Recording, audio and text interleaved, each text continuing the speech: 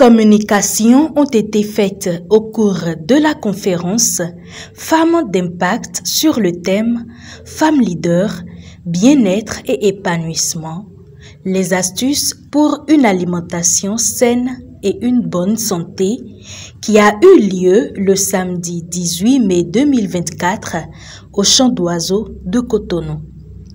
Il s'agit des communications sur comment manger sain et équilibré selon l'âge.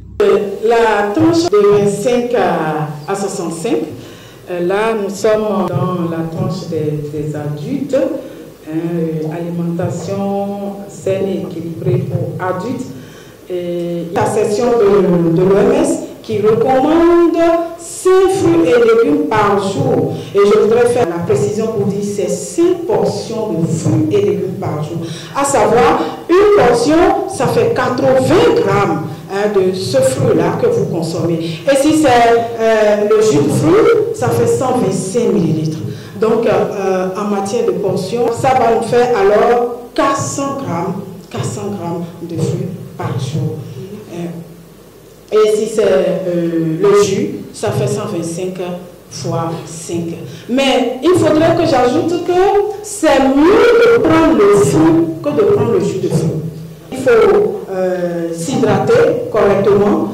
On nous a dit 1,5 litre, l'OMS a dit 1,5 litre d'eau, mais avec une petite nuance, je dirais que 1,5 litre d'eau, mais ça varie aussi selon la masse corporelle, le poids de chacun. Prévenir les cancers et AVC par une bonne alimentation. 1. Éviter le tabac. C'est une interdiction. 2. Réduire l'alcool drastiquement. Alcool et tabac ne font pas bon ménage. 3. Boire de l'eau assez. Au moins 1,5 litre, mais c'est faible. Elle a dit la quantité, on peut aller jusqu'à 3 litres. Et l'eau est une belle boisson. Si on ne peut pas la boire seule, il faut la parfumer. Mettre des fines herbes dedans, de la cannelle, mettre un peu de citron, laisser au réfrigérateur, le ressortir après. Il a bon goût, il est différent. Couper des concombres dedans, faire tout ce qu'on veut et ça change de goût. Ça devient très agréable comme une belle boisson.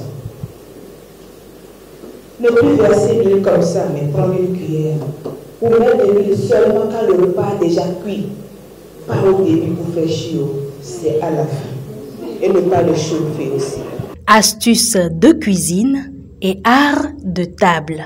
Une petite astuce que j'ai essayé plusieurs fois et qui marche pour réduire au cas où par mes aventures vous salez un peu trop votre sauce, mettez de la pomme de terre dans votre sauce. Plus jamais je ne vais préparer le gomment, le faux-tété en faisant blanchir mes feuilles, jamais. Je fais ma sauce, l'huile qui vient en dernière position, le sel, et je coupe très très finement ces feuilles pour que et la cuisson, dès que vous rajoutez les feuilles, les gomments et autres, la cuisson ne doit pas dépasser 5 à 7 minutes, je crois. Et vous avez le bon goût, le même résultat. Et vous gagnez beaucoup. Pour ne pas consommer les bouillons qu'on nous vend à crier à corps, par quoi remplacer les bouillons que nous consommons? Nos mamans le savent déjà depuis longtemps, mais on ne le met vraiment pas en pratique. Ce n'est pas au moment où on veut faire une sauce qu'il faut courir pour dire puisque je ne veux pas les bouillons, par quoi je vais les remplacer? Non, c'est une décision qu'il faut prendre à l'avance et le préparer déjà, et puis c'est là, vos bouillons faits maison. Vos bouillons faits maison, bon, il y a tellement d'ingrédients et c'est au choix. Vous pouvez commencer par faire avec un certain nombre d'ingrédients et en le consommant, s'il y a des épices dedans qui ne vous plaisent pas, vous les changez. Ou vous carrément, vous décidez de faire plusieurs types de bouillons maison. La médecine alternative, une opportunité à explorer.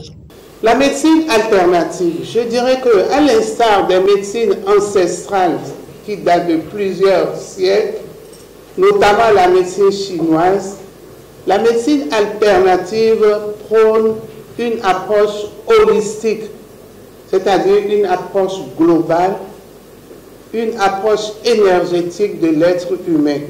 En effet, le corps que je présente comme ça ne représente en réalité que 1% de l'homme. Tandis que l'esprit, le mental, la dimension physique, émotionnelle, spirituelle et psychique représentent 99% de l'homme. Donc nous présentons ce que nous voyons, c'est juste 1%. Ce que nous ne voyons pas, qui est dans le cerveau, qui est dans l'émotion, qui est psychique, spirituel, représente 99%. Nous, médecins de la médecine conventionnelle, qu'est-ce que nous faisons? Nous agissons simplement sur 1%. Par la médecine alternative, le traitement vise donc à agir directement sur l'atome, élément constituant de la cellule, nous parlons d'alimentation, et sur les zones émises en parlant d'énergie.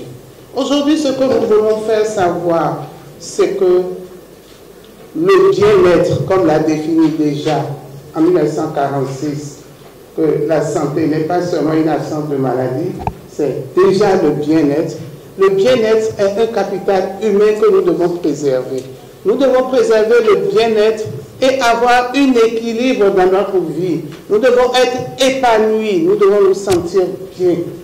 Celui qui est épanoui, qui se sent bien, tombe rarement malade. Celui qui sourit tout le temps, celui qui est positif, tombe rarement malade. Équilibre, leadership, vie de famille et épanouissement. Le leadership familial nous demande de mettre en place dans nos familles un système. Un système. Lorsqu'il y a un système, tout va bien. Les entreprises qui marchent et qui fonctionnent correctement sont des entreprises dans lesquelles il y a un système. Lorsque le système est mis en place, chaque membre de la famille respecte les règles du système. Et ça marche. Tout ce que nous avons appris, si un système n'est pas mis en place, c'est zéro. Ça ne marchera pas. Parce que si le système n'est pas mis en place, je peux apprendre qu'il faut faire bouillon de telle manière. Mes enfants ne l'appliqueront pas. Parce qu'il n'y a pas un système qui a été mis en place. Ce système existe déjà. Vous allez passer maintenant à ce que j'appelle la stratégie de l'évolution. En allant pas à pas. Aujourd'hui, je prépare sans bouillon. Ah, maman, c'est pas tout. Ah bon? Tu es sûr? Tu sais, j'ai commencé par diminuer un peu. Parce que tu sais, tu as 40 ans déjà. Et il y a trop de choses. J'entends trop de choses. On va essayer ensemble. Ne te fâche pas, on va essayer. On va manger. Demain, je vais ajuster. Mais après, on va encore essayer. Et c'est comme ça, tout doucement, avec calme et pondération, ça va passer. Le sport, l'allié de taille. Notre organisme se nourrit plus d'activité physique parce que c'est elle qui permet à l'organisme de fluidifier le sang, de éliminer les toxines et surtout d'être en très bonne forme. C'est pourquoi nous avons à vous vendre ce soir le sport d'entretien. À travers tous les débats, nous avons reçu beaucoup d'informations. Tous les jours sur les réseaux sociaux, on nous incite à faire le sport d'entretien. Une dernière communication sur comment augmenter notre espérance de vie. On sait que selon les données actuelles, au Bénin, les hommes, c'est 61,2 ans et les femmes sont 5,7. Cela ne voudrait pas dire que tout le monde mourra à 61,2, ni 67. Mais qu'est-ce qui influence notre espérance de vie? Peut-être ça nous concerne. Le niveau de vie, l'accès aux soins de santé, le régime alimentaire, l'exercice physique, en fonction de l'âge aussi, il y a l'espérance de vie, c'est-à-dire aussi c'est une guerre qu'on mène toujours contre les bactéries, les virus, les épidémies, etc. Et il existe donc tout un tas de façons de mourir. En général, on essaie d'éviter la mort. Le simple fait de survivre est parfois un miracle. Pendant combien d'autres ont déjà fermé l'œil. Ils ne reviendront plus ici. Mais au même instant, d'autres croient quand même que la personne qui est morte doit revenir.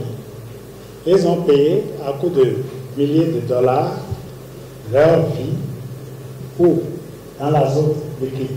Ça se passe aux États-Unis. Y a-t-il d'être immortel? Oui. L'un des cas, c'est cet animal. On appelle ça un tardigrade qui n'a pas connu la mort. Il est à préciser que vu l'intérêt des thématiques, elles seront développées au travers de plusieurs webinaires en attendant l'organisation d'une activité scientifique sur le sujet.